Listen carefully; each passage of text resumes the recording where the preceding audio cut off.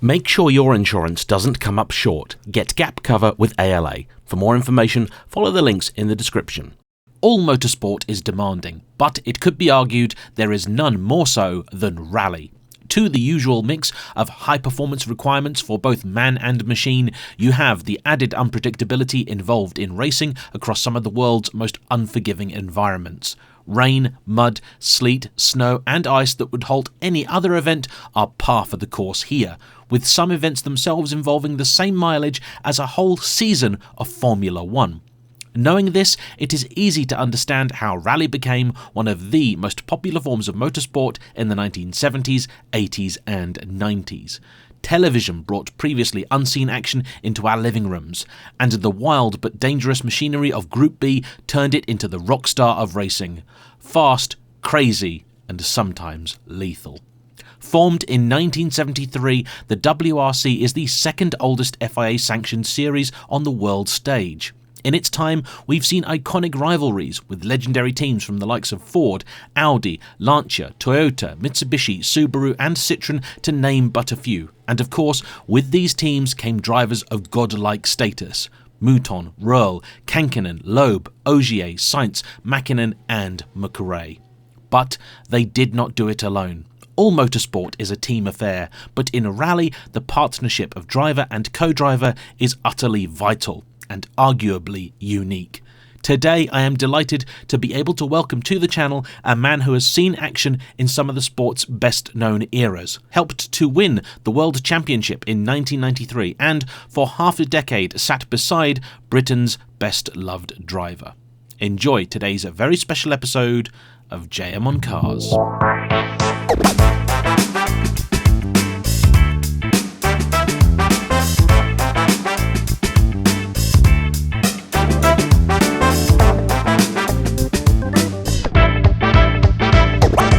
Hi, I'm Nicky Grist, former co-driver in the World Rally Championship. I've come up through many teams, but really the big time for me started with Toyota, with Finnish driver Juha Kankinen, who at the time was already a three-time world champion, and that was it in 1993. And then we went on through Toyota years, and in 1997 I joined Colin McRae with Subaru. There for a couple of years, and we moved on to the Ford and the Ford Focus with M Sport Rally Team, and we did the World Championship there with him for 4 years. And now I'm sort of settled down and feeling better now. No, I wouldn't say that, but I run my own motorsport business, distributing a crash helmet brand and various other clothing brands, which just keeps me occupied. I was born in Ebbw in 1961. My parents were from the valleys, and basically my father worked in the steelworks at that time in Ebbw. Sort of was brought up near a small little village called Celica, and then moved just outside of Abergavenny when I was about 7 years old. Spent the majority of my school years there. But then basically started an interest in golf, and my grandfather introduced me to the game. And from that moment on, I was kind of hooked on golf from an early age, and almost became a professional. I was assistant professional at my local club. That was my first job. And cars, rallying, motorsport didn't even feature in my life at that point. And it was in 1981 approximately, I went to watch a road rally, which is a clubman type of rally based, they're all around the country, but in Wales they're very, very popular. And I went to watch this road rally after an engagement party that somebody mentioned was passing over a local mountaintop. Anyway, 5 o'clock in the morning, I ended up in Glaisbury near Hay-on-Wye having breakfast. And I just couldn't believe that all this was going on a Saturday night, very early hours of Sunday morning. And from that moment on, it kind of started things going with me and rallying, and I ended up sort of watching a few more and then started really sort of competing shortly afterwards, after joining Abergavenny Auto Club. My dad was a bit of a car trader at the time as well, various bits and pieces, but there was nothing major. Ford Caprice, wish I'd still had that now.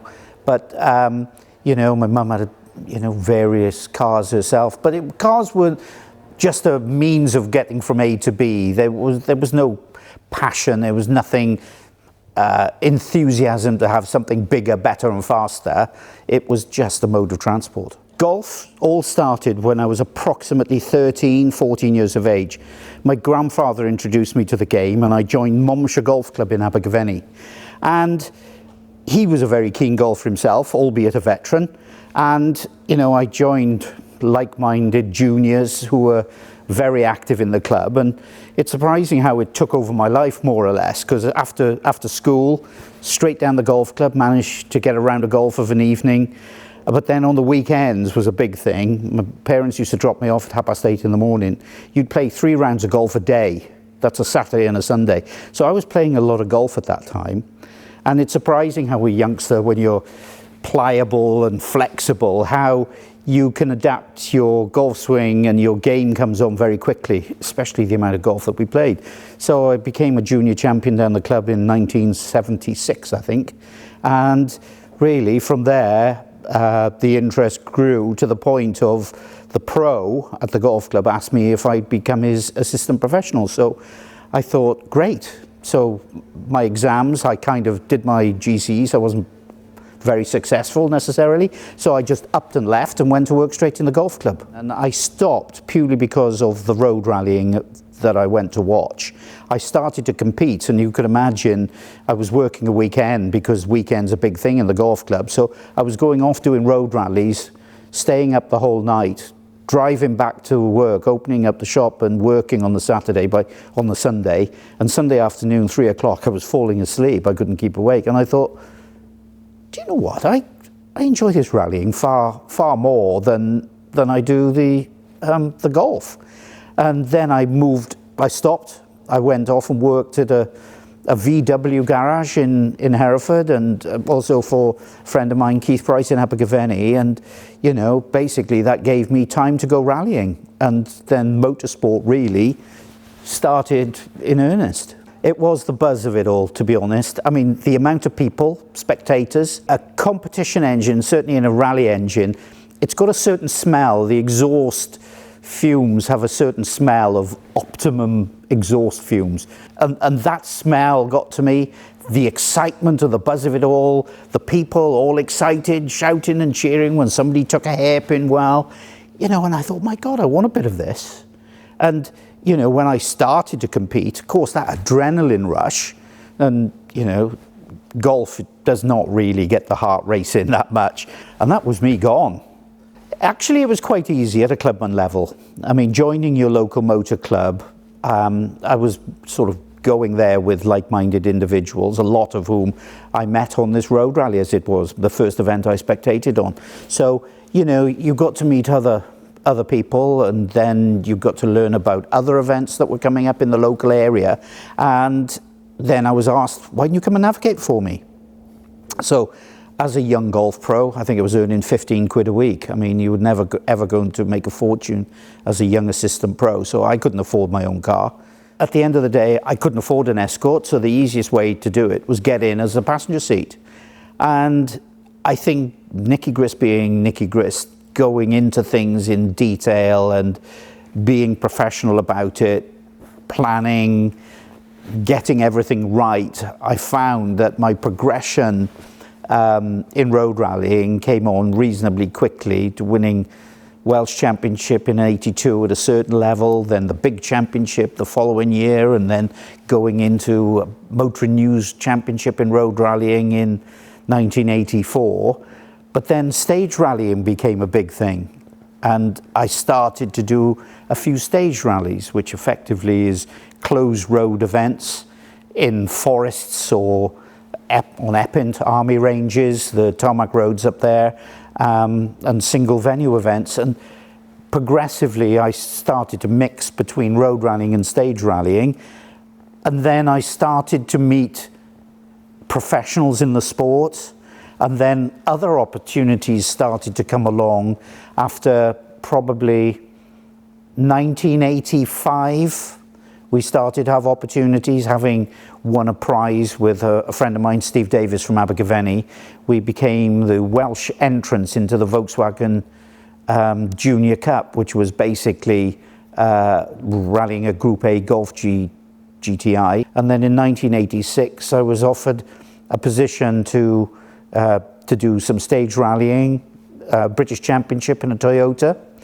And 1987, join Harry Hockley, who was then the factory driver for JayEmm Dealer Sport, which is effectively the Vauxhall rally team in the UK, in a 1300 Vauxhall Nova, being a part of that bigger team, where I was then surrounded with people like Jimmy McRae and Russell Brooks, and Malcolm Wilson was a part of this kind of era.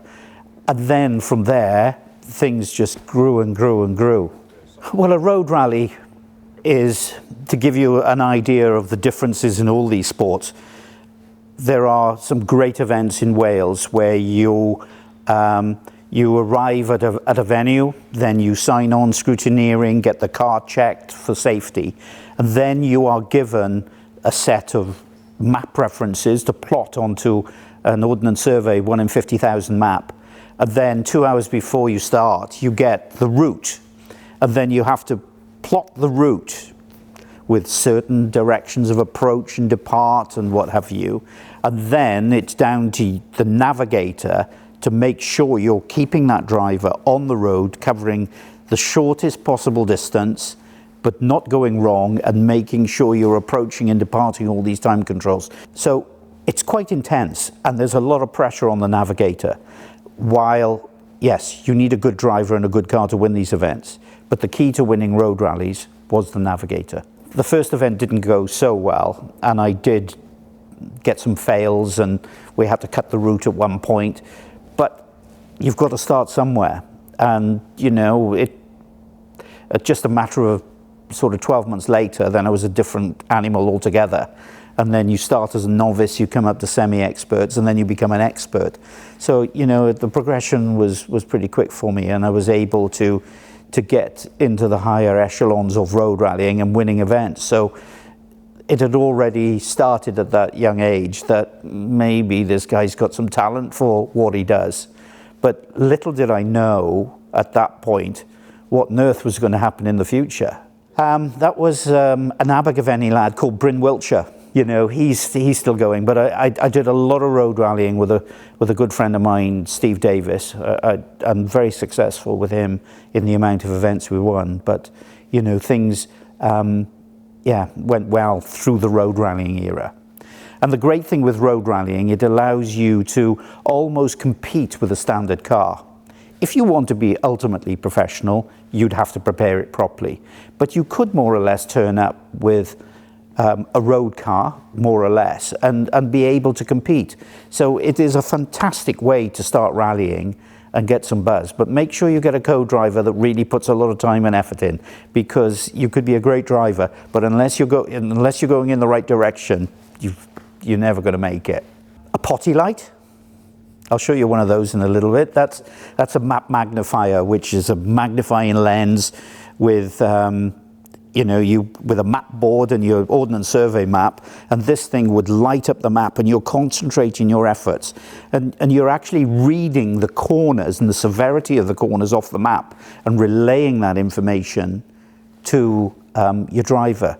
So that helps. All of this, being able to track every corner, means you're passing a house on a medium left, and you knew exactly where you were, and you could pinpoint a junction or a tricky turn pretty accurately, and be able to at least slow up a little bit to make sure you find something that's tricky. But other than map board, Ordnance Survey maps, potty light, as road rallying, that's all I needed. You know, at that time I was probably paying for some entries, but like a typical road rally, I'm not sure what the entry is nowadays. 60, 70 quid, something like that. In those days it was 20 or 30. But you know, once you got into stage rallying, then the expense really kicked in, because your car had to be properly prepared with roll cages, fire extinguisher systems, bucket seats, full harness belts. and then you needed race wear and a crash helmet and what have you. So, you know, you needed to invest a lot more in your equipment into stage rallying, but then the driver would have to as well, because, you know, you'd have to have cars to a certain specification. There's like Group N, which is more or less, at that time, was like a production car with some decent dampers, a roll cage and some underbody protection and fire extinguishers and bits and pieces. But then you could go up to probably a Group 4 Escort, for instance, having a massive resurgence now in rallying, but back in those days they were quite economical to buy. And then you would go up to four-wheel drive cars, of course, which four-wheel drive now, if you want to win rallies, it has to be four-wheel drive. Things have changed such a lot. At that time when Group B started coming in, that's where I was more or less in my road rally prime and early stage rally prime. Really quite excited about it, because we were seeing these supercars, you know, and when you got to Wales Rally GB or RAC, Lombard RAC Rally at that time, you know, you'd have the likes of UR Kankkunen and a Peugeot 205 T16 and Ari Vatanen, Hannu Mikla in Audi Quattros, Walter Rowling Quattros, and, you know, these cars were like, wow, you know, flames shooting out the back about 30 feet. And just the sheer acceleration and power was just mind-blowing. And it was really exciting. You know, it would get your adrenaline flowing, just stood on the side of the road, because you could feel the ground shudder as these things went by. It was tremendous. During that time, I then met another young driver from Cumbria called Dave Metcalf. And Dave Metcalf, wow, what a driver. You'd never seen anybody with so much car control. And we rallied at that time a little 1600 Vauxhall Nova for the team. But then at that time, in the Opel Astra, 2-litre Opel Astra, which is their main car at that time, was Malcolm Wilson. And I think it was that year, with Malcolm Wilson in the team, and it was Malcolm who actually gave me my first opportunity to give up work, get a wage, and just concentrate on nothing more than rallying. And we joined Ford Motor Company, which was based at Boreham at that time, down in Essex.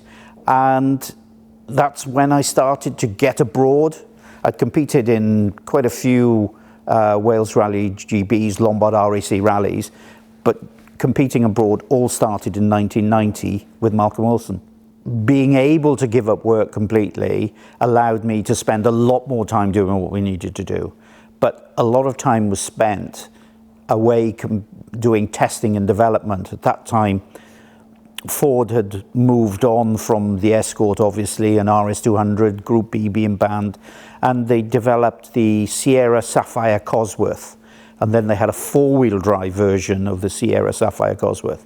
So we had to do a lot of development of that. So we were in Monte Carlo in January, and then went to Portugal in February, and we went back to these places when the actual rallies were taking place, doing timing points, and then testing our car on the same piece of the road to see how quick we were against the competition. And, you know, but this was now, you know, taking up a lot of my time. And then we competed in the British Championship in a two-wheel drive car just to keep us occupied and keep us sharp. But then we went to compete in Thousand Lakes Rally in Finland, which was the first rally that we did with the Sierra Sapphire 4x4, sponsored by Q8 Oils. It was an ungainly looking rally car, really, in comparison to the competition around us. But that was the you know, famed Cosworth engine in a Sapphire, and that was the logical and the only car that Ford could use at that time. But, you know, competing in Finland with it was exciting. Whenever you turn up to a new rally, new car, everybody's a buzz. What's this thing? Let's have a look at it. You're turning up in your new overalls and what have you, and yeah, it's quite exciting from that perspective. Toyota were in there quite very heavily. Lancia were in there very heavily with the HF Integrale. And I think those were the two main players, because they would have swallowed up drivers like Carlos Sainz. That's Carlos Sainz Senior, obviously Junior's now in Formula One, as you know. And then there were the likes of UR Kankkunen, Marco Alén, even Hannu Mikkola was still in there as well. Mazda came into the championship with a little 323 four-wheel drive car. So, you know, there was good opportunities there, but all of a sudden I was surrounded by all of these mega stars that not 4 years previously, they were my heroes, you know, and those were the people that I really enjoyed watching myself. Little did I know that all of a sudden this world opened up in front of me, and you know, you kind of, when you're in the World Championship, you go around to all these different events, the same people, the same drivers, the same co-drivers, and you're all going out having dinner together finding the best restaurant you can, and it was just like, wow, you almost had to really pinch yourself, because it was a dream come true. Turning your hobby into your job, there's nothing better than that. Ford over the years, I mean, they'd had tremendous success in the Escort years. When the Mark I Escort came out, that virtually run its first event, I think. And then they went into the Mark II Escort, and then they did incredibly well with that. And the RS 1800, RS 2000s, Mexico Sport. It was a big thing for Ford Motor Company. RS dealers, where the boys used to go down to the RS dealership and pick up their cars. Very much a big part of their promotion was rallying. From the Escort, you know, Ford had to, I'm giving you a bit of Ford history here, is that all right? Brilliant, please, more the merrier. Okay, well, once you got to the end of the Escort period, they basically decided, and there was the introduction of Group B came quite early. This was sort of like 82, 83, and the regulations came out, which allowed manufacturers to build 200 cars to be eligible to have a Group B car, but then you could have four-wheel drive, you could have all these, you know, turbocharged, because turbocharging was just coming into to things at that point. And Ford set off and developed the Ford RS 1700T. Now, it's an extremely rare car now, but it was almost a dead duck before it had even started, because I think they realized quite quickly, especially when Audi turned up with the Audi Quattro, four-wheel drive was most obviously the way to go. In these early Group B years, Lancia turned up with a Lancia 037, which was a space-framed, mid-engine, rear-wheel drive vehicle, which all of a sudden was lightweight, powerful, and was super efficient, and worked well on gravel, but it was very competitive on tarmac. So Ford suddenly realized, hang on, we're doing all this work on this Cosworth turbocharged engine at the front with a transaxle with a Hewland gearbox and differential at the rear, trying to get the weight balance right. But hang on, we're never going to win with this car. So the whole project was scrapped, and then the RS 200 came in. So then the RS 200, by the time they got that developed and started, lo and behold, 2 years later, these Group B cars were like getting crazy fast. The engineering, they were allowed to put fuel tanks, and the drivers used to sit in the fuel tanks because that was the most sensible place to put it. And, you know, people were getting killed. Henry Toivonen, which is the big one, he got killed in Corsica. Then all of a sudden, the sport became popular. Events weren't controlling spectators. This whole thing is getting crazy. Group B, stop. So then Group A started. Group A then became very much a production car, like the Celica. It was basically a standard body shape, which you were allowed modifications. So then that was 1987 that started. And Ford didn't really have any car at that point. They produced a two-wheel drive Sierra Cosworth. After a while, then they started to develop Escort Cosworth, which then was four-wheel drive again. So then Ford started coming back into the fray. Sierra Sapphire was really the transition from a two-wheel drive Sierra Cosworth into four-wheel drive, and then the Escort Cosworth took on after that, and then Ford with the Escort Cosworth really started to rally quite a lot. 1990 with the Sierra Sapphire, and 1991 I followed on with a bigger season in the World Championship with Malcolm. So we did, I think we did about 8 events. Started with Monte Carlo Rally in 1991. So Monte Carlo or bust, yes, okay, it's kind of a car rally, but Monte Carlo Rally is probably one of the toughest, most complex events you'd ever have, because it's basically a tarmac rally, but you're up in the Alps, you're in January, you know, the weather could be anything. You could have sunshine and reasonably warm, dry tarmac roads, to wet, damp, full ice, and even deep snow. Anything is possible. And trying to get the tyre choice right, starting at the bottom of valley, climbing up over a col and going down, you could have all these different road conditions in one stage. So then choosing the right tyre was a nightmare. But the key to it all, generally a racing tyre would always be the fastest tyre, but if you had to get up a col on ice and snow, obviously you had to choose the tyre that'll get you over the top of the col. Well, I think Ford at that time would probably turn up with 50 or 60 people, and they wouldn't necessarily be some of the biggest teams. So when I joined Toyota, for instance, you know, you could have 100 people, and then you would have upwards of probably 25, 30 vehicles, service vehicles following you around, motorhomes, helicopters flying the best mechanics to every service point, so the key mechanics will always look after your car for you. So it became big thing. And you know, Ford at that time, we did it well. I always remember going to Monte Carlo Rally, and you know, we had something like 24 tyre choices. So Pirelli brought 6 tyre trucks just for 2 cars at the Ford team at that time. For something like Monte Carlo, we'd have 3 advanced crews that would go through the stages before us. So they would be marking up our pace notes, giving us the optimum road conditions. So we'd know basically where every patch of ice was, where the snow, damp patches, everything like this we'd know. But then, of course, the key person would become your tyre guy, the person in charge of the tyres, and then also your own engineer, because you'd have an engineer looking after you. After him, it would be your chief mechanic, and he'd be in charge of the crew, and generally you'd have a mechanic on each corner. You'd have 2 guys looking under the bonnet, an engine guy and a transmission guy. After that, you just have people in motorhomes feeding us and keeping us fed and watered as we went along. So that would more or less be the structure of the team. It took a few years before I went there, but one that really stands out for me was Safari Rally in Kenya.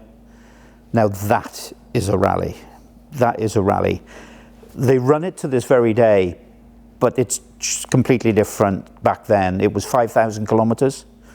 All the roads were open, and you can't call them roads, they were just tracks made in the bush. No bridges, so you'd have to go down these channels cut by water, and you'd go down through a river and up the other side.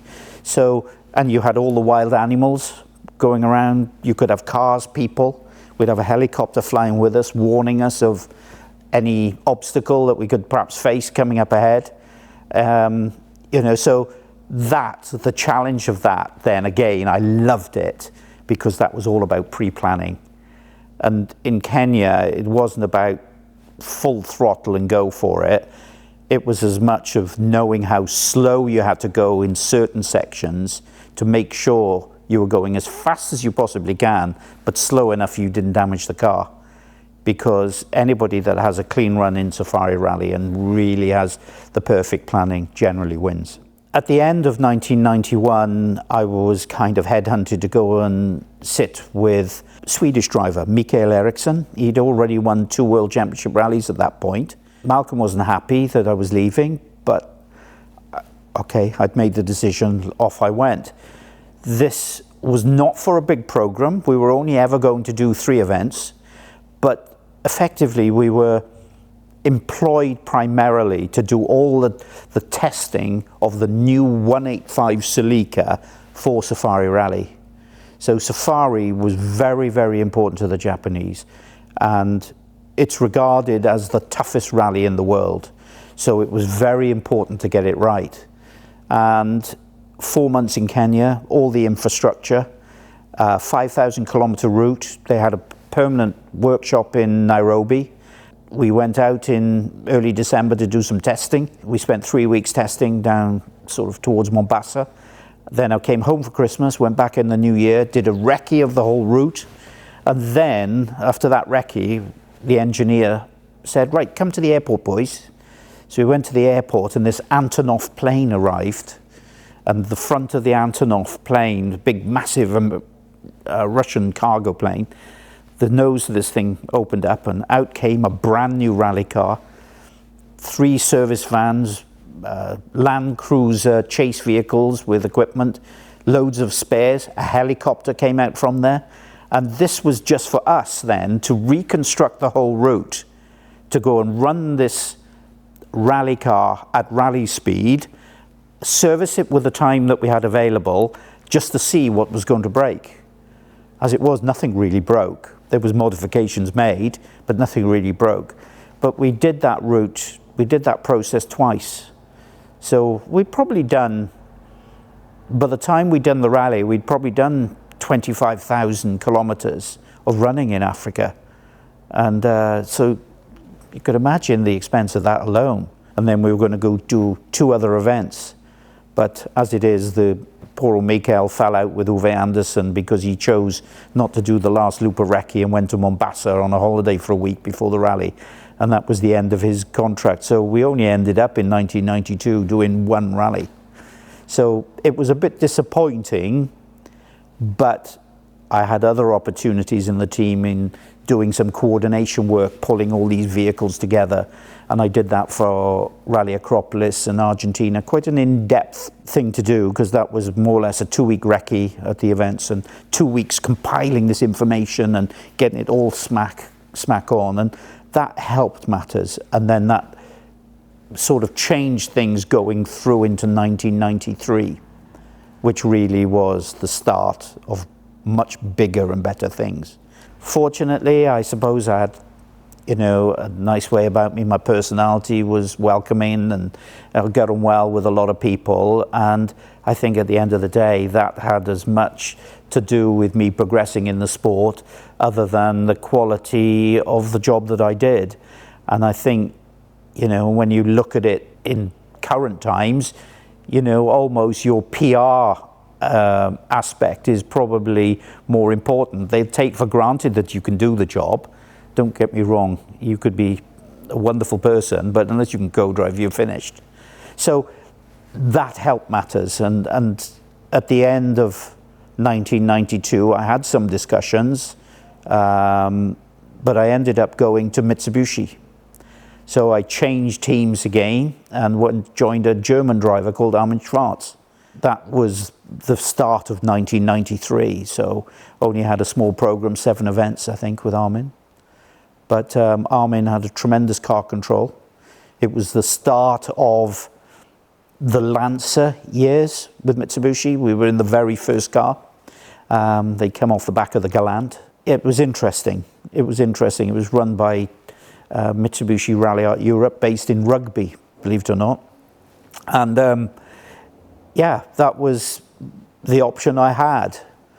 But, you know, after a few events, I mean, I got married that year as well. Little did I know what was going to happen in June of 1993. Well, basically, I was between events. Mitsubishi chose carefully. Generally, they would always choose European events because those were the cheaper events for them to do. The World Championship was a far bigger thing. So I was lying in bed, the wife had gone to work, and 9 o'clock in the morning, Mike Greasley, my manager, rang up and said, "Oh, hi, Nick." He said, "How do you fancy doing Argentina?" I said, "Hang on, Mike, hasn't the recce already started?" And he said, "Yeah, it has." And I said, "Right, what's the story?" And he said, "Well, Juha's co-driver, Juha Pirinen, had a brain hemorrhage in his hotel room, and basically Juha wants you to go and do the event." And I said, "Yeah, I'd love to. Well, what about my Mitsubishi contract?" He said, "Well, I've already put a call in," he said, "to Mitsubishi to ask for them to release you." He said, basically Toyota would like you to come out and do Argentina and then go from there straight over the South Pole and compete in New Zealand at the same time. And I said, "Oh, right, great, yeah." I said, "Yeah, from a program perspective, we can fit that in." He said, "Well, listen, be prepared, pack your bags ready to go. As soon as I've got this cleared, I'll let you know." So an hour and a half later, he said, "Yep, all sorted." He said, "You're catching a 3 o'clock flight out of Heathrow." So he said, "I'll fax over, the team's going to fax over all your flight details." And wow, so I had to ring the wife and said, you never guess what? I said, I've got an opportunity to join UR Kankkunen. And I explained the situation, and I said, I'm leaving in an hour, can I come and see you? So I went down to my wife's work and met her in the work car park and give her a kiss and a cuddle and say, bye darling, I'm off, 6 weeks. Oof, airport, I was gone. And basically got to Heathrow, flew to Paris, picked up my ticket, Aerolíneas Argentinas, first class. Wow, I really have made it.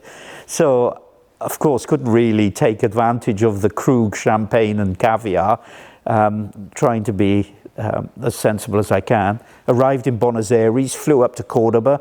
Somebody picked me up, took me to the hotel, and there's Juha, sat with loads of coffee cups, ashtray full of his little cigarillos, and with road books and pace note books. He said, right, come on, we got to go. So basically, threw my stuff in the room, got to change of clothes, and we managed to get round every stage twice. So this is in at the deep end stuff. But we'd seen each other on events and just chatted when I was with Malcolm and so on. So I kind of knew him, and very laid back character, but incredibly talented. We got round every stage twice. So it was limit stuff, but it was hard days. Then we drove 400 kilometers north to a place called Tucumán. And we had a super special stage, which we recce'd and competed on. And lo and behold, we were fastest on the super special. So now all of a sudden, I'm not only just joined UHAR, but now I'm leading my first World Championship rally.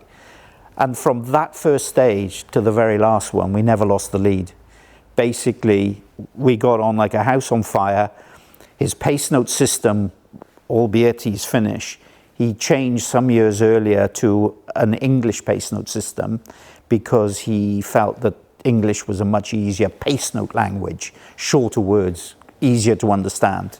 And it was a descriptive system that I used in my road rally days. So, the whole thing just came together, and we had a perfect event. And yeah, we went to the finishing Cordoba football stadium, and there was like 60,000 people in the stadium. And I had this trophy, a massive trophy, almost as big as I am, wouldn't take a lot of doing. And that was it. I won my first World Championship rally. So you can imagine this was a dream come true. So whirlwind, to a point, is what you'd call it. But then I flew off to New Zealand, which was my first ever visit to the Southern Hemisphere. Never been there before. And Rally New Zealand is just the most wonderful rally because the roads are just made for rally cars. Gravel roads out in the bush, beautifully cambered corners to really just lends itself to racing on gravel effectively. And there were some wonderful stages.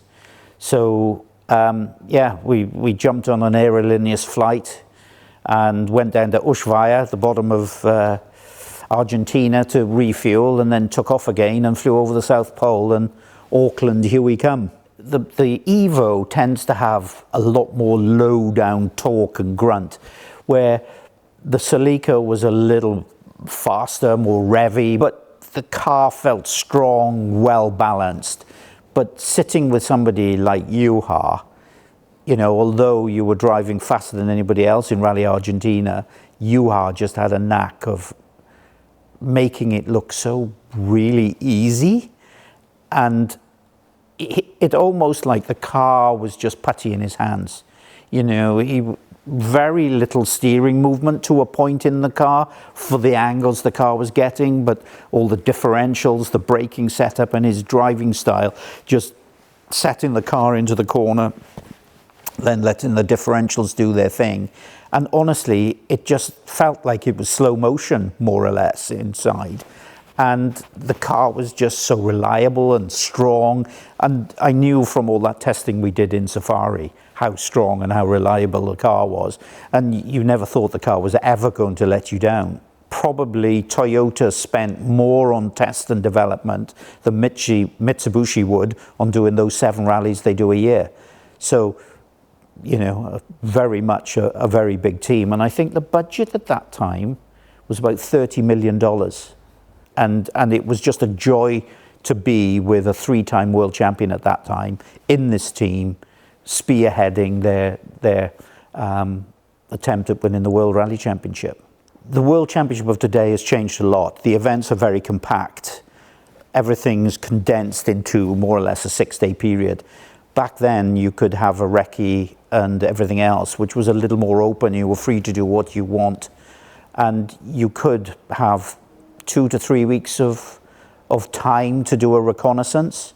The events were longer, but still it was a lot of time. So you'd be able to just back off and maybe have the afternoon off and go and visit somewhere or go to a beach. And as long as you did the job at hand, then it worked. So there was plenty of time to mingle, and it worked quite well. They were based in Cologne in Germany. TTE started with Uwe Andersson, and he was a talented Swede rally driver back in the day, and became almost a Toyota driver, and then went to the Japanese management and said, listen, you know, we're doing these odd few rallies. You've got the GT4 165.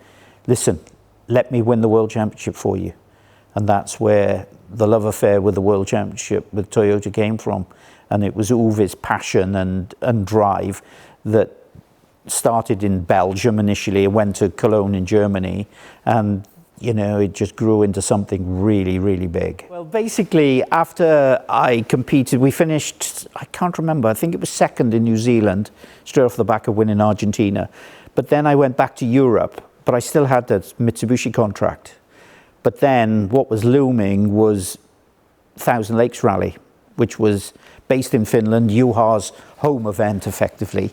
But I had to go back with Armin Schwarz to co-drive for him before we sorted out contracts, because Juha wanted to buy out my contract.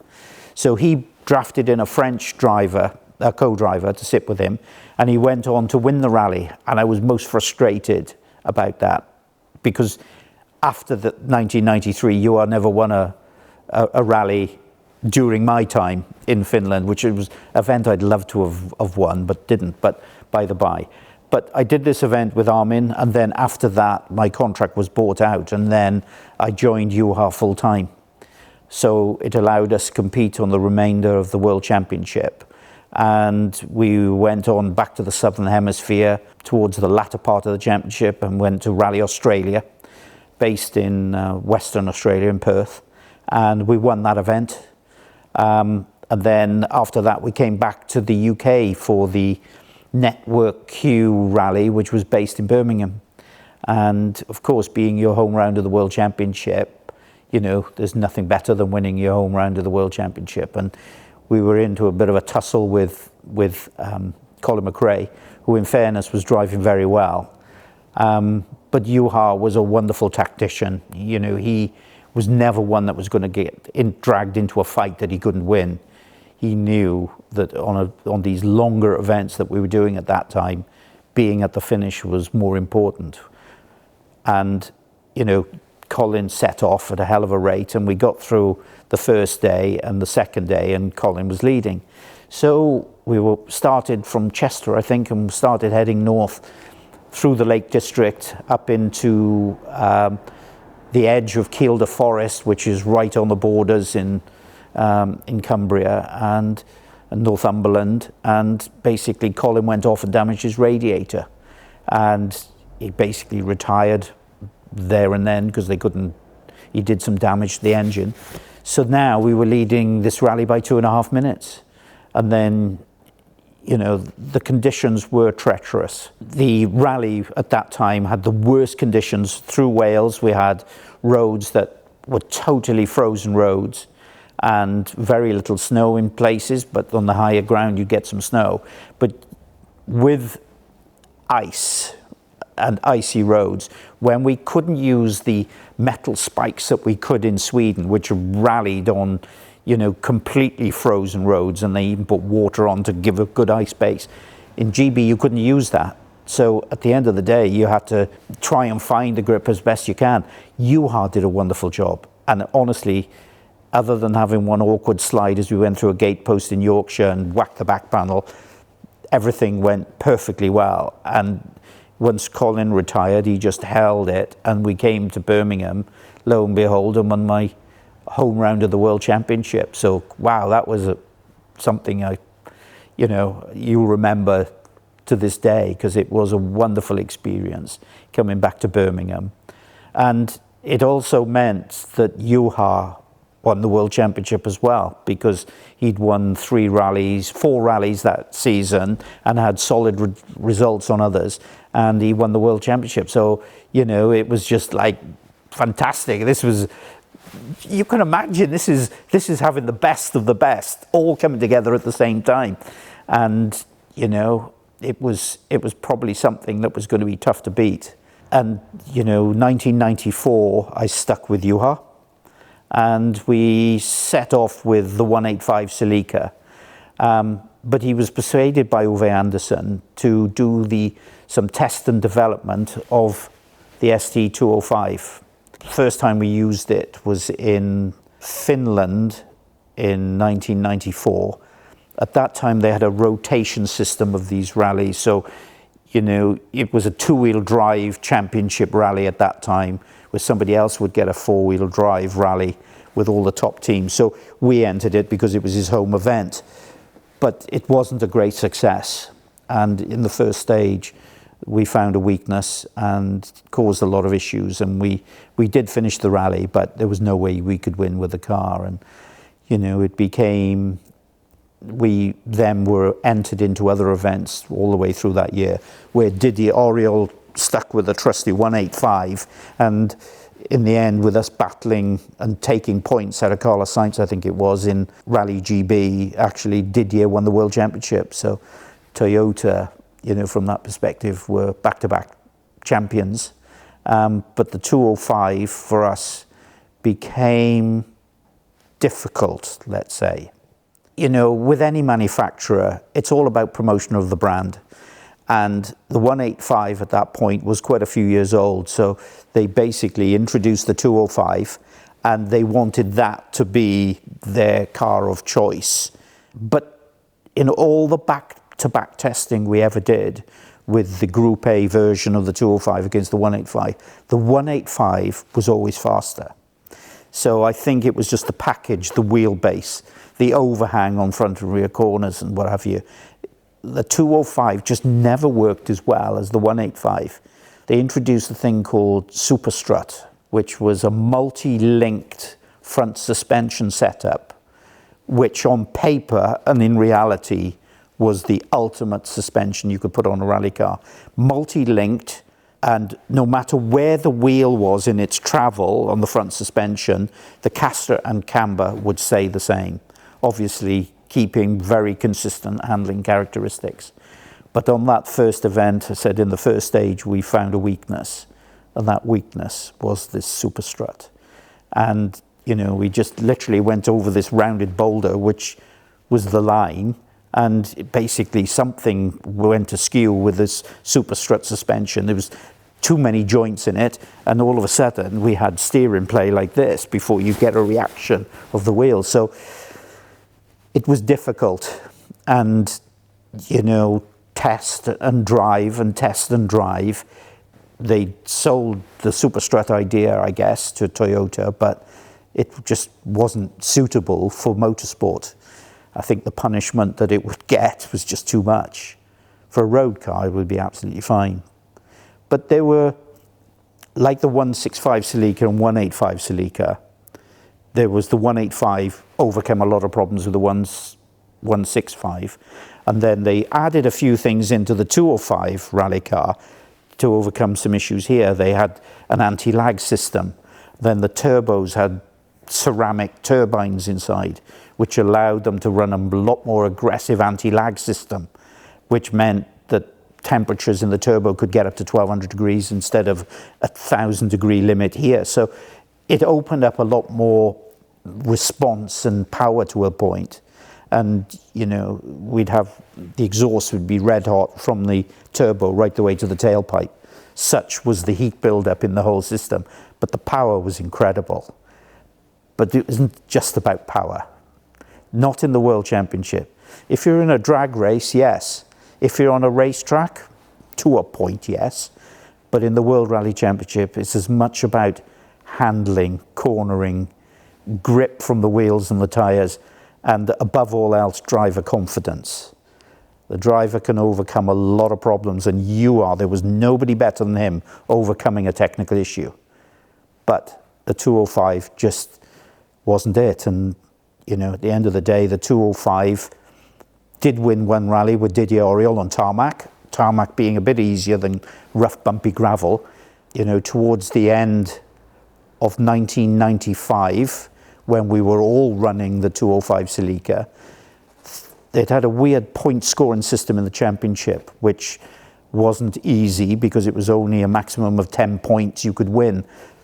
Nowadays it's completely different, but we ended up, through reliability more than out and out performance of picking up seconds and thirds, we came to Rally Australia. We were leading the championship, and we more or less went to the Super Special, which was in the centre of Perth, Langley Park, Service Park, built this 2-car Super Special, built out of gravel, starting on a dual carriageway, 2 cars together into the gravel, doing this crossover loop using this tarmac. And at the service beforehand, one of the engine guys came up and said, "Right, Nick, do you see this switch here? 5 seconds before you start, we want you to flick that switch." Okay, flick the switch, we did. But little did we didn't. They just said, "This is an evolution of the engine," that's all that was said. So we flicked this switch, and off the start line, poof, we took a car length pretty quickly. But of course, being this Perth and bright lights in the middle of the city, all these people, FIA, next to the service park, everybody was there, including the FIA, the sports governing body. And they thought, So we finished that rally, and that was the only time I flicked that switch. We finished the event. I think we finished second. Colin McRae beat us. And then we went to Catalonia Rally in Spain, based in Lloret de Mar, tarmac event. And off we set, just the normal car. And at the end of the first day, we'd had a good event. And lo and behold, Juha, who arguably is a gravel expert, and we were leading after the first day. So at that time, you'd have a brand new turbo on the car every day. So they changed the turbo at the end of day one. And then what little did we know, but the scrutineers were there, and they physically took the turbo away from the service park. Before, you have to have a restrictor in the turbo. And before every event, it's checked to make sure it's the right size of air restrictor, and then it's sealed. So, but still, after that first day, they took it away. So off we set the next morning, drove up to the first service point in a lay-by up in the mountains above Lloret de Mar. And the chief engineer at that time, I think he was smoking about 3 cigarettes at the same time, and he was walking up and down the service park. So I literally just went to have a pee in the bush before we set off into the stage. And I said, "Everything okay?" He said, "Yes, all is good, Nicky. Good luck today, good luck." But he didn't look an easy man. He wasn't happy. And as it was, we unfortunately crashed out, misjudged a left-hand corner, rolled out on top of a boulder into some trees, and anyway, that was us out of the rally. But at the end of that first day, it came to light that the FIA had found a restrictor in the engine that was illegal, and it was allowing more air to get into the turbo, mixed with more fuel, means more power. And, it was quite a serious undertaking for Toyota to do that. And, it was down, I don't know, obviously at that time we didn't know anything. You didn't ask any questions. We knew nothing about it. It was definitely a secret thing down to a few key people. And at the end of the day, Toyota at that point were banned from the World Championship. All their championship points, all their drivers' points, everything was scrapped. So while we were leading the World Championship, now we had nothing at all.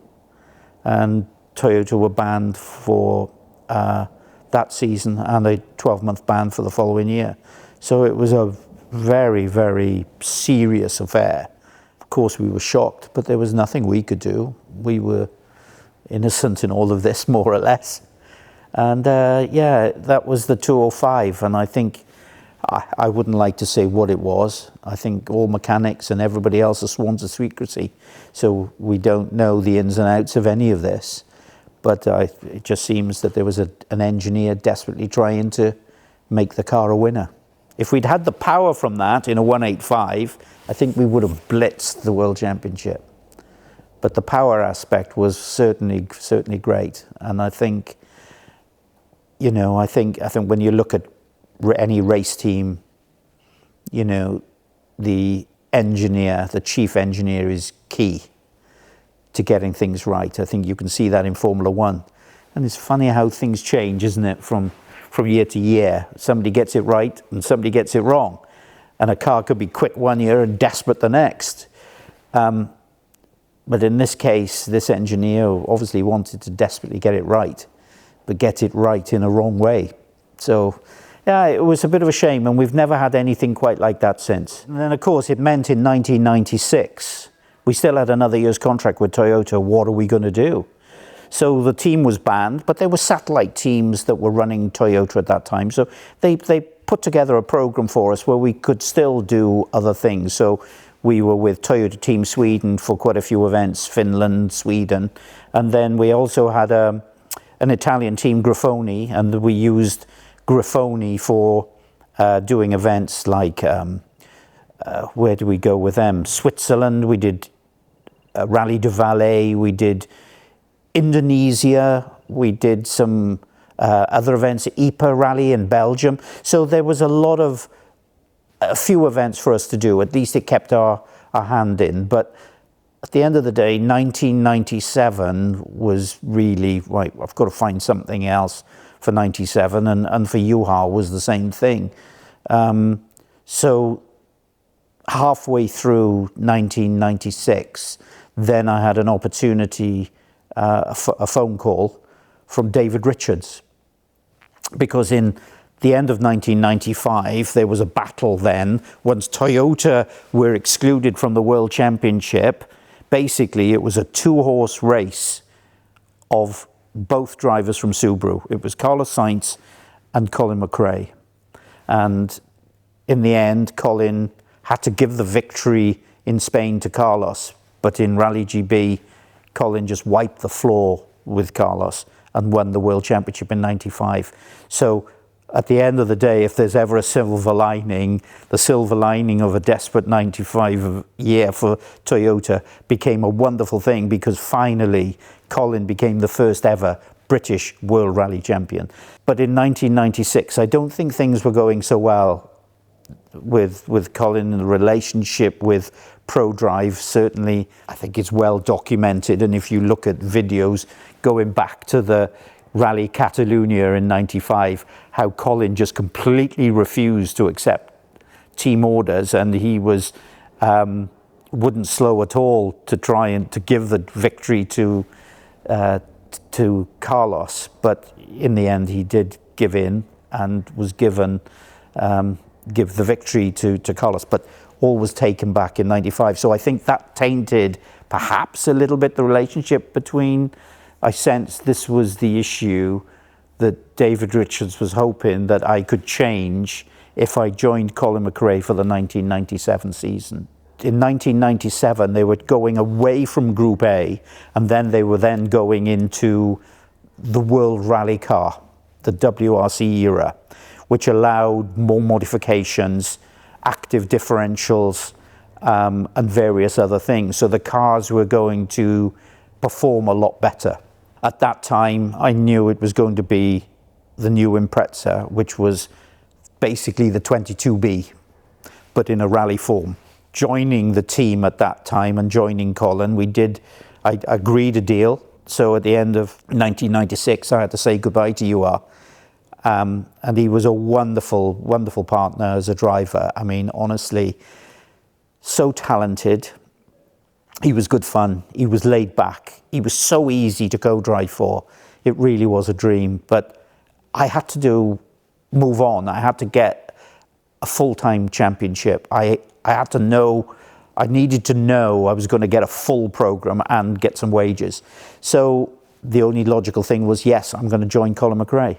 And we did some testing at the latter part of December for Sweden and Monte Carlo Rally.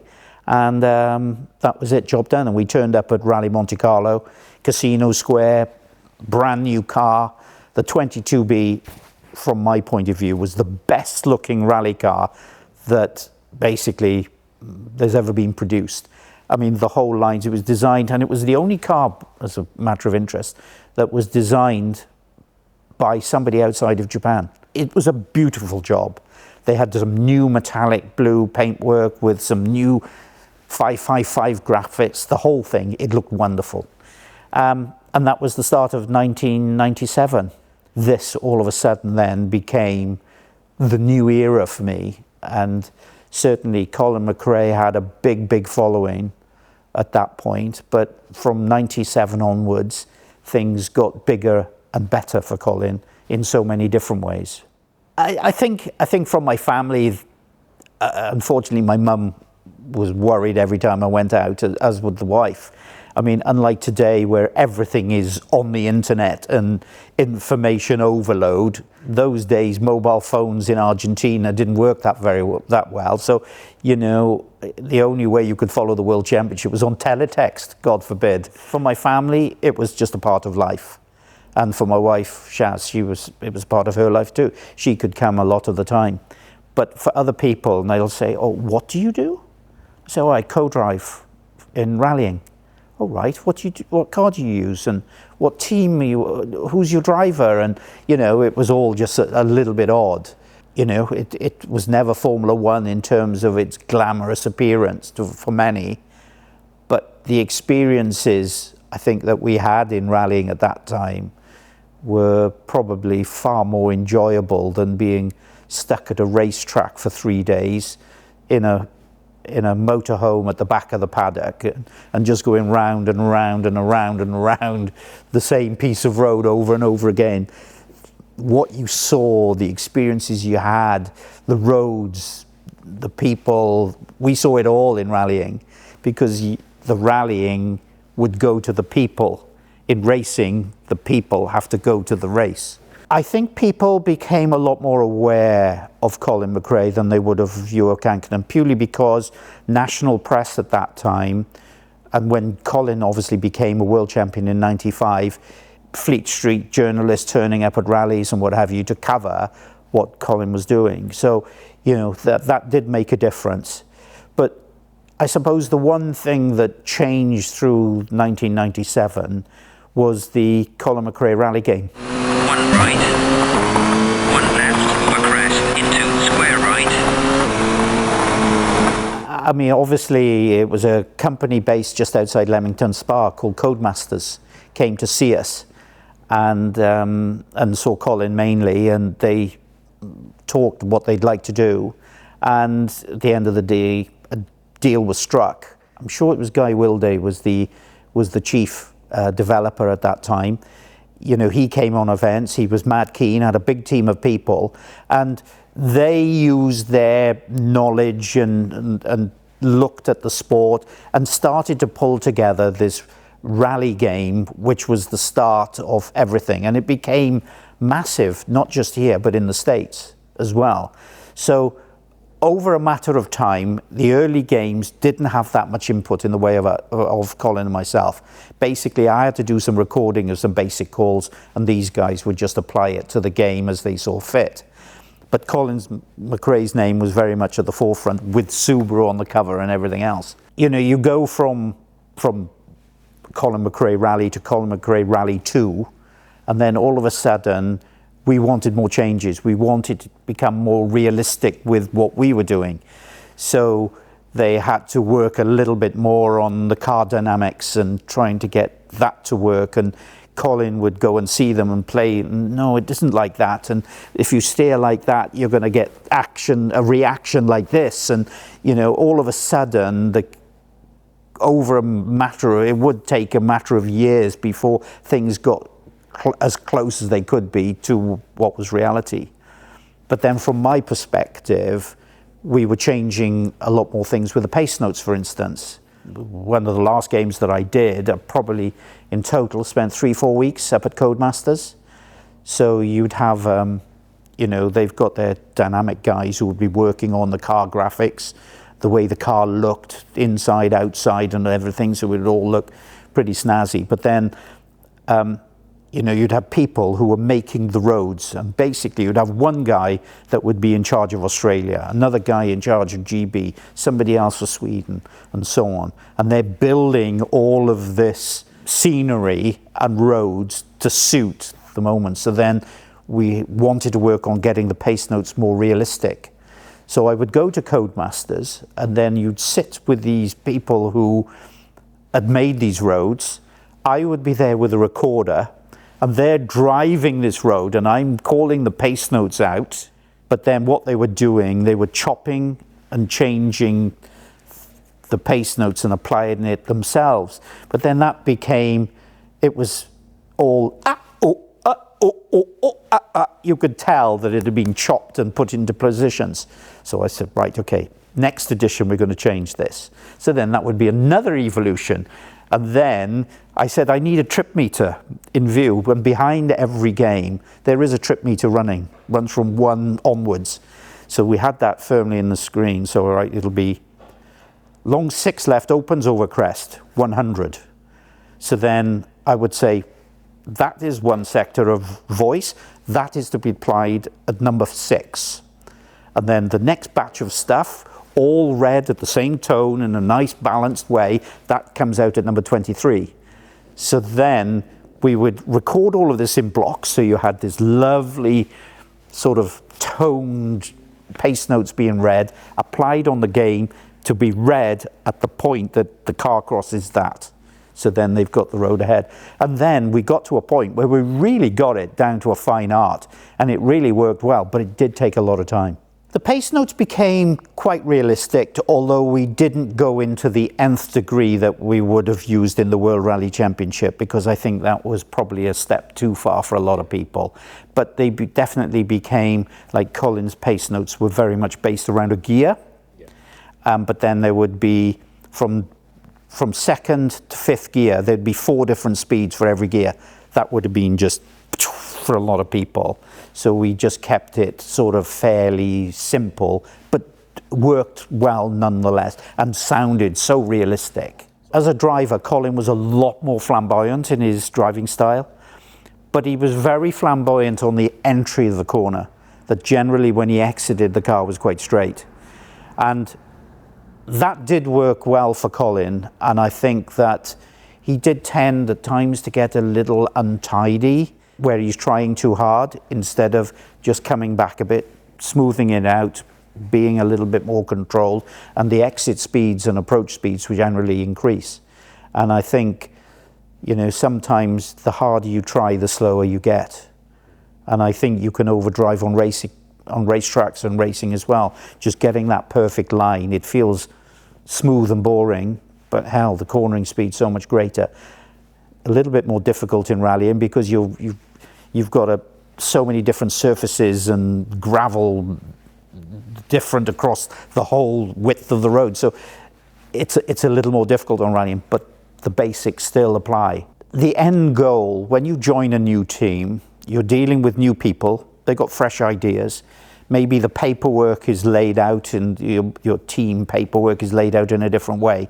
But the ultimate goal is basically the same. And you know, there was nobody who was going to ever come out and do anything revolutionary different. It was all about the car, getting the car right, but the actual running of the events became very much the same, and it's all about how good your engineers were. And in Subaru you had David Lapworth, who had brought up the legacy, which was really the start of Subaru in the World Rally Championship, and then into the Impreza Group A. And of course David was very much at the forefront of the WRC 22B, let's say, rally car. So, you know, he was very much a big integral part in Subaru and Subaru's success. But the other people around them were doing a very similar job. We had 2 years with them in total. But through 1997, Monte Carlo, we went off on a patch of ice, damaged the car. Took one tyre choice in Sweden and lost the lead, ended up finishing third, I think. So we'd started the season, was okay, but not great with the retirement. Then we went to Safari Rally. So now we're back to this event that I love. And in previous editions of the World Championship, when I'd done it with Juha, you could guarantee the one person that was going to retire pretty quickly in Safari was Colin, because he was very much about flat, push hard, and something's going to break in Africa because it's so difficult. So we went to a test. We went up just outside of Karen, this place called Windy Corner, and we had this test road about 30 kilometers long, and the first part was not bad, and then we had this incredibly rocky descent, going over boulders, and all the gravel had washed away. So it was a good test road, and we made the notes down and back, and I noticed there was this care, caution, and triple cautions everywhere. So I said, okay, these double cautions and triple cautions, which we'd never seen before, I said, I presume you've implemented that for the conditions. Yeah, that's just to warn me about. And I said, well, listen, if we're going to do well on this event, I think we've got to change something. And he said, well, what do you suggest? And I said, well, you've got to effectively have a set of pace notes to go fast and a set of pace notes to tell you how slow to go. So when it's good, you use your normal system, but when the going gets rough or tough, you revert to this other system to gauge your speed accurately.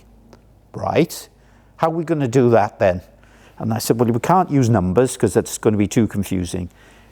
So we went back to the whole my road rallying days of descriptive systems: fast, medium, bad, slow, and stop. Right, okay. And I said, so you've got to then decide yourself how you use these. Stop, meaning you're coming to a ravine and you've just got to stop and drop the car over the top of it. Slow means probably first gear, and so on. And he applied a gear then for each of these calls. Then I said, you've got to describe the condition that you're facing so you know what the hazard is. Is it a hole? Is it a rut? Is it a rock? Is it a bump? And then, is it smoother on the left side of the road, or is it smoother on the right side of the road? So then you have to map your way and find the smoothest line, and then have the right speed to approach it so you don't damage the car. Okay, so then we mapped out a pace note system using this descriptive thing, right, got the gears, off we went. So we went down this road, came back, okay, let's go and try it. Went down the road and came back, just fine-tuned it a little bit to best suit, and then off we set, up and down, up and down. We did our test for that day. So then that meant that we could go into the reconnaissance of the rally with this whole new fresh pace note system, and we made the notes for the rally. Fingers crossed, effectively. And on the end of the first day, Armin Schwartz, one of my old drivers with Ford, fair play, he was on a mission. I mean, he went off in front, but fair play to Colin. We had our pace note system, and he stuck to it. I said, you have to be patient. You have to wait on Safari for the rally to come to you. So there was another British driver, Richard Burns. He was in front of us by a minute, I think. Armin was 2.5 minutes in front. So the first day, other than one really dodgy moment where the alternator failed 70 kilometers from the end of the stage. So helicopters and swooping down for us to switch on the radio to save battery power to try and get us to the end. Fortunately, the service park was right at the end of the stage. So we finished the section, turned into the time control, the car just died, no power left. And we had to manually push it past the end of the control zone. Then the mechanics pushed us into service and changed the alternator. So you can imagine the drama there. Talk about on the limit stuff. But the second day started with this section called the Road to Hell. And I've told this story to other people, so I hope you're listening to it for the first time. But this Road to Hell, it was 150 kilometers long, so you imagine 90 miles or so. And it started badly and then got even worse. We got turned onto this railway line, for about 30 kilometers, which was completely destroyed. You know, big holes, bits of it collapsed off to the side, rocks, boulders, holes, ditches. You had to literally, if we managed 30 miles an hour average speed for 50 kilometers, that was about it. But then we turned, it was sort of like a big day. This was, the second day was the key day, starting with this 150 kilometer section. So we left Nairobi 5 o'clock in the morning. We came to Lake Naivasha where we had the service, and it was dark. So a fitness guy said, right boys, big day, drink this energy drink, take this, take that, have this energy bar. And so we got to the stage start eventually. There was some last minute dramas in the service. So we get to this arrival. Colin said, how long have we got before we check into the time control? I said, we're going straight in to the time control. Right, okay, checked in, started the stage. Left, right, bang, medium, stop, ditch, bump, bad, slow, keep right over medium, rough for 50. 50 kilometers, turned on to this new, freshly regraded piece of road for about 5 kilometers.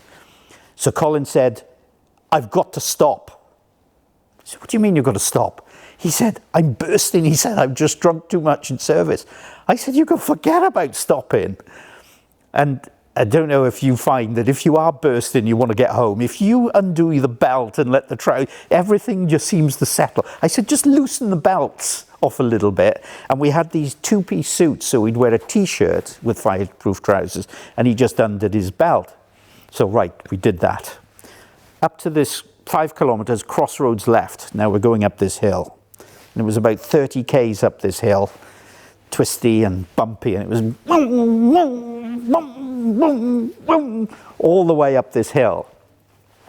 And we came to the top of this hill. There's a T-junction. And I said, turn 3 left plus opens onto tar. So onto the tarmac, and then we're on this virtually flat out piece of road. And he went 4th gear, 5th gear, 6th gear. He said, take the wheel. I said, you what? He said, take the wheel. I can't hold it anymore. So now what he's done, so I thought, right, switch the camera off so we can't be excluded from messing about. Our helicopter now, spotter helicopters flying with us, completely oblivious what's going on in the car. Now there's people on push bikes, donkeys, dogs, walking up the side of this wide tarmac road. So now I've loosened my belt to grab hold of the steering wheel, and Colin now has undone the seat belt, and he's positions himself in the car with his right foot on the throttle flat out. And now he's trying to open the door at like over 100 miles an hour to have a pee. So he couldn't open the door. You try opening a door at 100 miles an hour, you've got no chance. So anyway, door stays shut. Anyway, trouser out, and he's having a pee. Now he's peeing against the door panel, and it's all swishing around in the floor pan underneath the brake pedal. And he's peeing, and he's peeing, and he's peeing, and he's peeing. And it was a long, long flat right, and a very, very long flat left, and then there was a very, very long flat right. And I was conscious at the end of this tarmac road, we were going back onto gravel in a village with massive great potholes.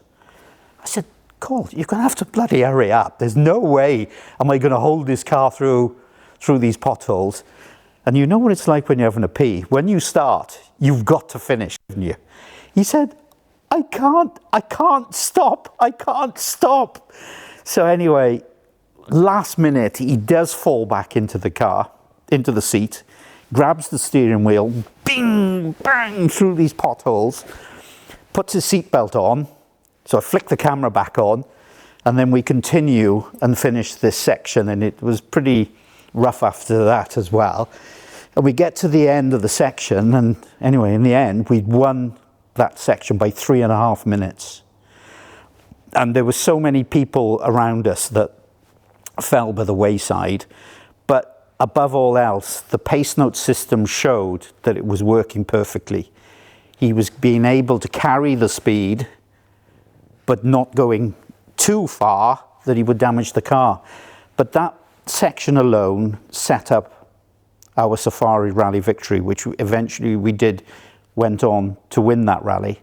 And for Subaru, you could imagine this was an awesome event, like it was for Toyota. For Subaru, it was a big thing too, and that was their first Safari Rally victory. And I think that pace note system that we introduced for Colin, we used in other events as well. Not to the same extreme, but we would use it in Finland when you have a massive great jump that you would fly into infinity. We'd use medium jump or bad jump so we could gauge the speed. And all the worst events for Colin up to 1997 became his strongest ones. And so it went on, like winning Acropolis 4 or 5 times in Greece, winning in Argentina, Cyprus. We won Safari 3 times in total. That Safari Rally became the start of a bloody good year for us. And we won, I think, 5 or 6 rallies that year. We won other things. We won Rally GB, to end the season with. But we had with the Subaru engine, a lot of engineering was still done by engineers back in Japan. And the boxer engine of the Subaru, big flat 4 engine, had a massive great cam belt. And they'd made the engine in the WRC car a little bit lighter flywheel. So it meant that when you lift off the throttle, the engine would slow quite rapidly, but you get back on the throttle and it would instantly come back up very quickly in the revs.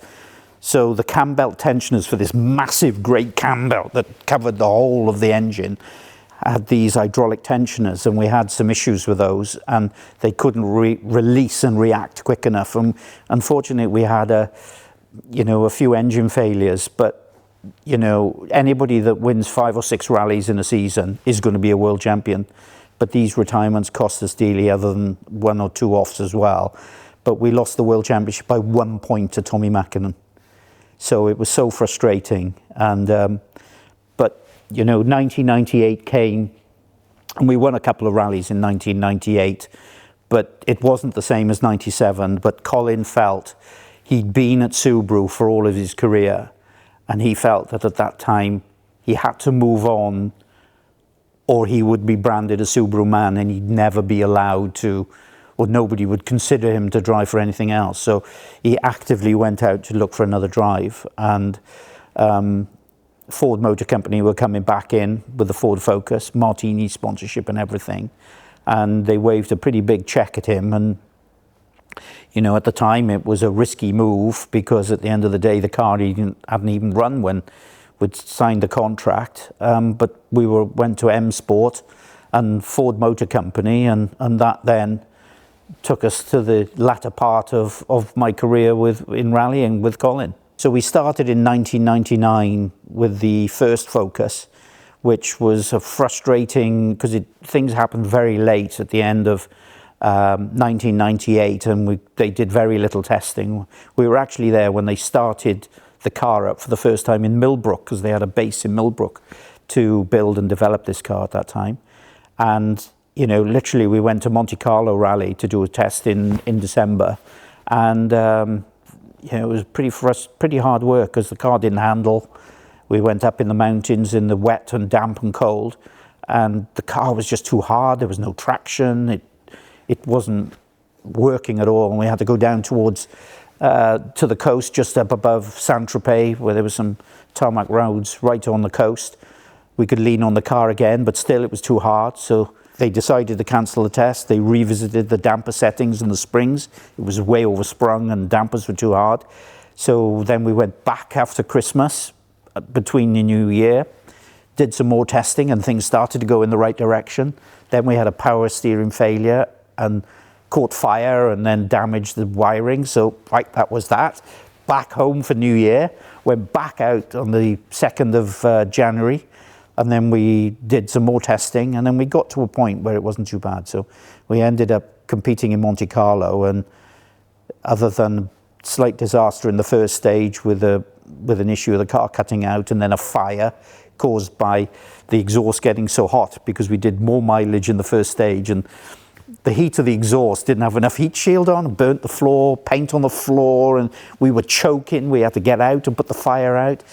But we ended up finishing 3rd, but then getting excluded because they'd interpreted the regulations incorrectly, and the water pump, which didn't really give any extra performance, but it had to be a standard type. So it was a funny year, 1999, and probably the most frustrating season I'd ever had in the World Championship. And I think it would have been for Malcolm Wilson as well at M Sport as well, because, you know, there was a lot of hard work and effort went into all of these events and all the testing we had.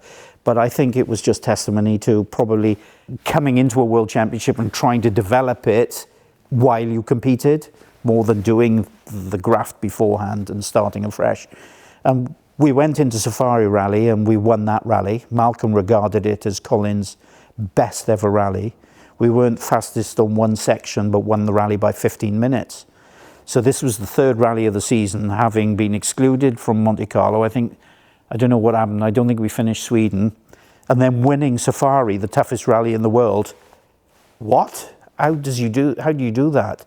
And even Carlos Sainz said, why isn't this car braking? You can't come to Safari and win Safari with a car that's not done anything. But the car was strong and the pace note system worked well. Then we won Safari, went to Portugal, sprint event, gravel, full on, bang, we won that rally as well. So we thought, hey, this is brilliant. Job's on here, winning the championship. But then other than finishing 5th in Corsica, we retired on every other rally in the championship. We finished all the hard work and effort of testing and recceing and rallying, the little rallying that we did do that year. It came to 2 victories and nothing more, and we finished nowhere in the championship. But there's nothing worse than having a big team of people turn up. China, for instance. We turned up in China, Beijing, 2-car team, and probably 80 people went to the first stage. We were in front of our teammate, up a right hand over this rounded boulder. That was the line to take. Everybody took that line over this boulder into a hairpin left, and the wheel came out. So we pulled straight on and retired. So we watched a few other cars come through, took exactly the same line as us. Then our teammate came, Thomas Radstrom, bush over this rounded boulder, wheel came out, pulled straight on. This was like 5 kilometers into the first stage, and that was us out. Just think of the expense of that. And unfortunately, it was a part that had somehow got through quality control that was machined incorrectly and with the wrong material. So, but then better things were to come. In 2000, we won a few more events. And then in 2001, a new engineer joined the team who changed a lot of things, lowered center of gravity, and literally you were sat in the car and I couldn't see out through the window. And we did win a lot of rallies with Ford. We did pick up a lot of victories and came very close to winning the World Championship in 2001, only crashing out in Romva Forest, not probably 20 miles from here. And lost the World Championship. But again, we were battling with Richard Burns, and all we had to do was stay in front of him. But we crashed out, and Richard Burns just had to cruise around the rally to win. So at least a British World Champion again. So that was a good thing. And 2002 was really the last year that I spent with Colin. At the end, he was getting a little frustrated, and you know, the relationship was kind of getting a bit stressed, and I don't think things were going so well. And you know, unfortunately, you know, he decided that perhaps a change of co-driver was the thing, and we went off the road in Rally New Zealand, and he decided, right, this is the point. So for the next 2 rallies, he got his old co-driver back, and you know, which didn't necessarily work that well. And it was a sad end to a great, maybe sad for me more than anything else, to see Derek in the car was a surprise, because Derek was older than myself at that time. Since he'd rallied back in 1996, the World Championship had changed a lot. Cars were now incredibly faster, and you know, he never looked maybe perhaps quite that settled in the car from the bits that I saw. But I went into work in television then. I sort of had a career in media. So with the World Rally Championship and doing some pundit work. But then we were approached by Skoda Motorsport. They came up to me and said, listen, how do you and Colin fancy coming back and doing a couple of rallies for us with Skoda? So there was some light at the end of the tunnel. So, during my media work, he joined Citroën, and so we'd seen each other and spoken to each other, and I said, above all else, we were going to be friends after all of this. But we decided, let's give it a go. We were going to do Wales Rally GB, based in Swansea at the time, and then going from there, going on to do Rally Australia.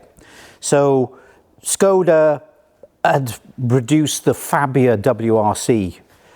I mean, great little package. The car in itself looked perfect. Wheel on each corner, and sounded and looked great. I mean, it had all the technology in it, but they basically hadn't had many great results, and perhaps the drivers in the team didn't really bring on the car enough, and maybe the engineers as well perhaps could not get the drivers to go in the right direction.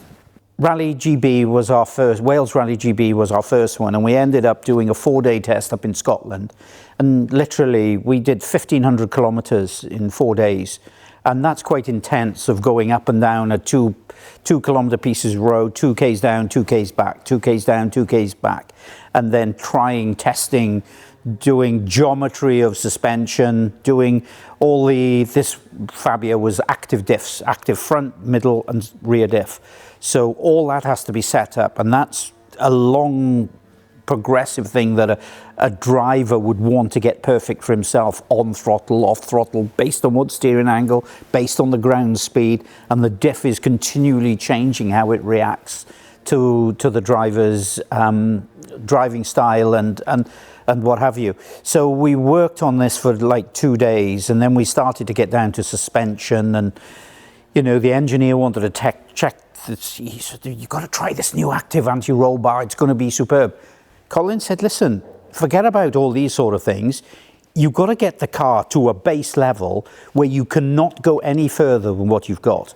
Then we can start thinking about bolting bits on and then seeing if it improves. At the moment, we're not there. As it was, we never tried that active anti-roll bar because there was no need for it. So at the end of debrief, at the end of day 3, we had this damper on the car, not big in racing, but it's called Rega, based in Holland. And in rallying, it basically came in, and a lot of other companies have had to change their approach now because this damper was fantastic. The control and the settings, it made such a massive difference. Skoda used this damper and never saw an engineer from Rega because they were at the bottom of the pile. But now Colin was there, the boss man, Gerhard, came along. So at the end of the debrief, Colin said, I need some more camber on the rear. Engineer said, nope, can't do, we're maxed out, we can't go anymore. So the Rega engineer said, I can get you some more camber on the rear. And this engineer, how do you think you're going to do that? He said, well, if we take this off and disconnect this bolt, we can use some of my damper shims because they can fine tune the damper with shims and oil movement to get the perfect progression of the damper. We can use some of my shims, put them in there, bolt it back together, we'll get some more camber. Well, maybe that would work, maybe that would work. So anyway, next morning we got to the test, down the road, back up and down, get a base time. Right, let's do this rear camber. So right, damper shims, tried it down the road and back, half a second a kilometre quicker. So all of a sudden, right, now we're moving in the right direction. So things went quite well, and we turned up at Rally GB in Swansea, and we were realistic that at the end of the day, Colin hadn't driven in the World Championship for 2 years or so. So he's never going to be back where he was because these drivers have been driving hard and testing their cars hard all season, and here he is just jumping back into the fray. So we were quite realistic, and we ended up finishing 7th on that rally.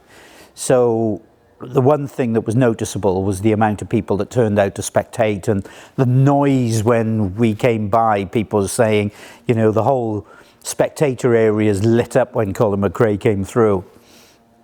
But 7th was the best result we could get. But we went off to Australia. Now, Rally Australia, again, Western Australia in Perth. The road surfaces are really bizarre. It's a very hard base, but it had this round ball bearing type gravel.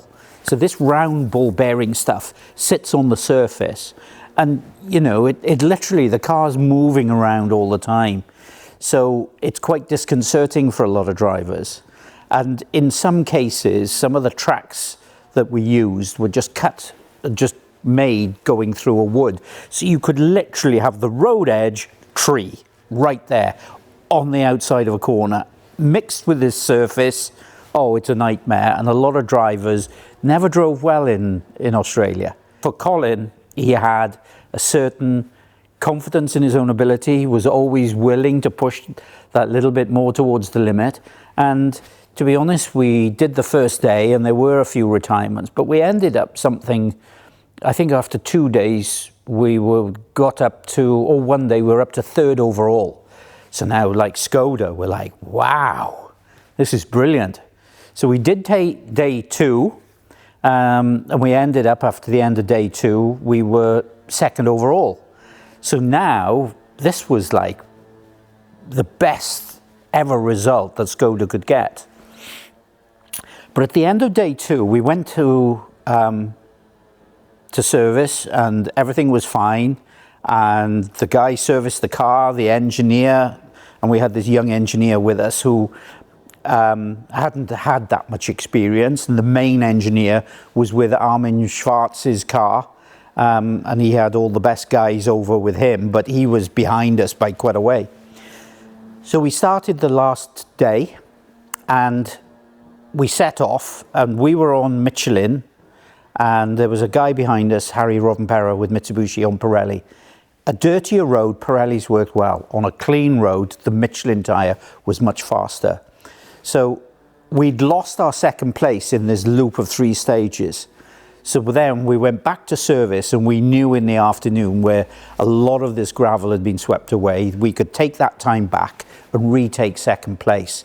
So this was Skoda finishing 2nd overall, literally unheard of. So we were having a coffee and chatting away, and this engineer of Armin's car comes over and says, Nick, I need you to go to the time control. So this is unusual. There must be an issue here, because normally what you do, you time up, jump in the car, you both drive to the time control. So you knew this was something's last minute. What's happened? He said, oh, we have to change the clutch. Right? Why are you changing the clutch? He said, oh, the engineer last night, when he checked the data, there was a wear sensor which showed that the clutch had lots of wear left on it, so he chose not to change it. But Armin Schwarz in the other car, who was way behind us, they changed his in the 45-minute service at the end of the day. Now we were in a 20-minute service, so these guys were now under major pressure because he looked at the data and they were already a few minutes in. Shit, we're going to have to change this clutch because potentially we could retire out on the road. So, of course, these guys were left in an awkward position. They ended up, had to rush to try and change this clutch to keep us in the rally. But they were up against it because it was a longer job than the time that we had left. So off to the time control I went. Colin stayed with the car. The minute came up for our checkout time, and then we've got 15 minutes of lateness, effectively 15 minutes and 59 seconds. So anyway, 16 minutes, that's it, we're out. And the television was with me. Said, what's happened, Nick? And said, well, they were changing a clutch, which was a bit last minute. And obviously they've not managed to do it. And I said, so this is us, we're out, we're over the time limit. So we're not going any further, unfortunately. So I walked around the back of the service and walked into where they were working on the car. And honestly, these guys were beavering away still and looked like they were getting somewhere. But behind the car, in the roadway, in the service park where all the cars come up and down, there was Mitsubishi, there was Subaru, there was Ford, there was Seat. All the teams were around the back of the car, watching these guys, willing them to get this car out. But obviously it was all to no avail, and eventually they put the car down on its wheels, reversed up, pulled it back to the service park. They jumped out, and these poor mechanics went out to the back area of the service area, throwing chairs, throwing stuff in the porter cabin. They were in tears. I've never seen grown men cry so. They were proper blubbing. And, you know, I just felt sorry for them. And if that young engineer had just thought, hang on a minute, if they're changing their clutch, we're second overall, we should be changing the clutch in this. We've got time enough, do it now, guys. Pressure does awful things to you without experience, because these guys then were thrust into a position, they were under major pressure, and things never go as well unless you've got that experience.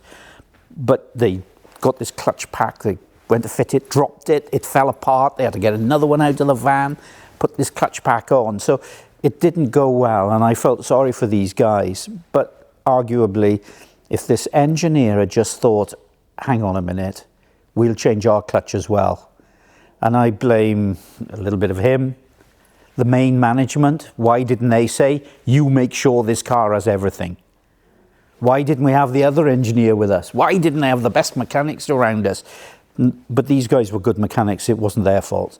And that was probably the best result that Skoda were ever going to get, blown away by, unfortunately, an inexperienced engineer. So it only goes to show what difference that made. But that was looking like it was going to be the last ever rally that we did together. And for Colin and I, we had an opportunity to join Citroën the following year, where Sebastian Loeb, who was whitewashing everybody in the World Championship at this time, came off his mountain bike and broke his shoulder. And we ended up doing Rally of Turkey in place of Sebastian. And in the end, the alternator failed on us.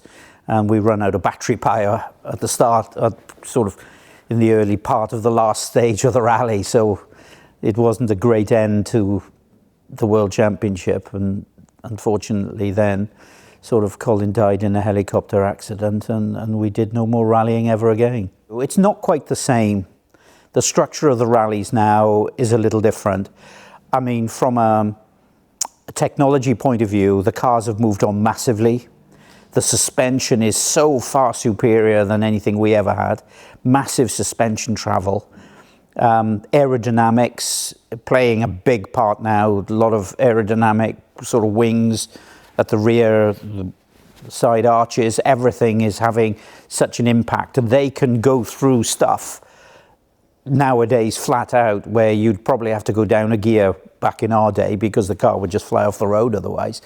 But that's technology for you, and I do admire what these guys are doing now. But, you know, a bit like Colin McRae Rally games, these guys now are recording their recce's, and they're studying the onboard footage, memorizing this, and the live TV package, Rally TV, is the TV package you can get now, where you can watch any driver on any stage live as he's doing it on your mobile phone. And basically, when they're going up to a special stage, the co-driver will drive. The driver is on his mobile phone, looking at the cars that are running in front of him, looking at the road surface. Is that gravel that bad? Is there a clean line through the gravel on the cut? You know, so much is put more on memory, where back in our day, you know, which the event was longer, a little bit more endurance. Nowadays, these guys are fighting over tenths of seconds, where in our days it was just seconds. So this is how things change, basically. If anybody went to watch a rally, you would be hooked. When you see these cars live, where they're driving, the conditions that they're on, that's what will blow your mind with rallying. Racing, you've got great big wide tarmac roads, gravel, runoffs with Armco and everything else. We never had any of that. I think rallying, because of safety, they basically restricted how many people can go on the event. They've got to keep it under control. The Rally TV is a great thing. It's not followed much in the UK. We do have Elfyn Evans, who is driving for Toyota with a GR Yaris. I mean, it's a fabulous team. His teammate he's up against battling for the World Championship is Sébastien Ogier, who's an 8 or 9-time world champion. You know, Elfyn's got a tough job. There's 1 round to go and he's got 3 points lead. It's going to be a battle to the end. I think the sport looks fantastic, faster than it's ever been. From a manufacturer's perspective, we could do with more manufacturers in the World Championship. There's just not enough. And I think if 1 or 2 drop out, it could be a 1-horse race. If it's a 1-horse race, what's the point in that 1-horse running? There's a lot of events. There's, you know, we've got the British Rally Championship, although there's a core group that run up front that are very quick. They're not using the Rally 1 base cars that you'd see on the World Championship. But the next level down is Rally 2. Again, a very popular championship in the WRC, very capable cars. That's what's used on a national level. You could come to, there's all manner of events you could go to. Nicky Grist Stage is my event based in Bilthwells. There's events up in Scotland. There's tarmac rallies on Epent Army Ranges in Senny Bridge. And there's even a round of the European Rally Championship based in Aberystwyth, where you get a lot faster cars and a lot more cars coming together. And that championship is very competitive.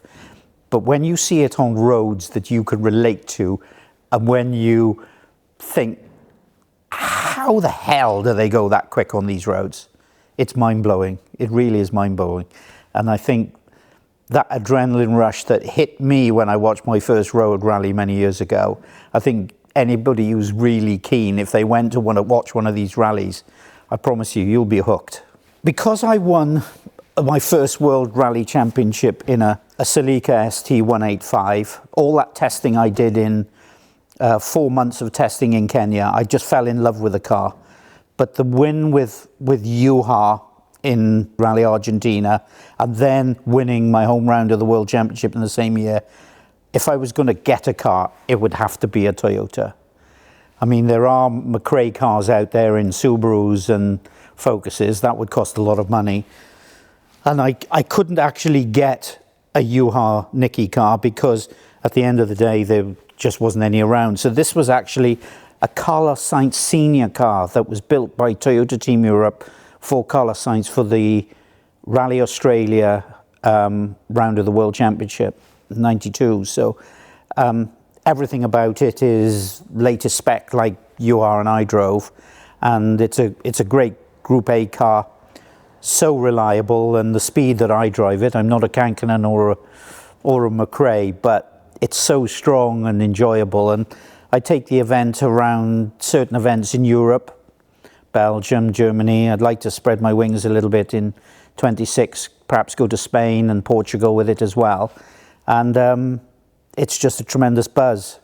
And above all else, it looks absolutely fantastic. Okay, well, I brought you into the warehouse come workshop area where this car lives. But basically, when I retired from the World Championship, friends of mine who owned a company called Stilo, you can see all the boxes in the background here, they are a premier helmet manufacturing company for motorsport, only motorsport. They basically said, why don't you become our UK importer? And they took it away from another company and gave it to me. And slowly over time, we built the brand up. And now we're pretty heavily committed for rallying, racing, karting products. But then the business has grown a lot more because now we've got P1 Racewear, that's grown massively. And there's lots of other preparation bits and pieces. And, you know, the nickygrist.com website is growing all the more and gathering a lot of momentum. And I'm getting to retirement age now, and the big wheel is turning here, and it's difficult to stop it. But, you know, my wife is saying, you know, isn't it time you stopped? And, you know, in many ways, I have to admit that probably the time is coming where I'm going to have to stop and slow down. But for the moment, I still get a buzz from being involved with a championship with drivers, and I help with a bit of coaching of co-drivers in the Motorsport UK Academy. that's a pleasure as well, to take youngsters, give them the tools to go to the higher echelons. So there's still plenty of stuff keeping me occupied. And I'm doing, a bit like you, I'm doing my own videos and stories along the way, which I quite enjoy telling those stories. And yeah, it's all good fun.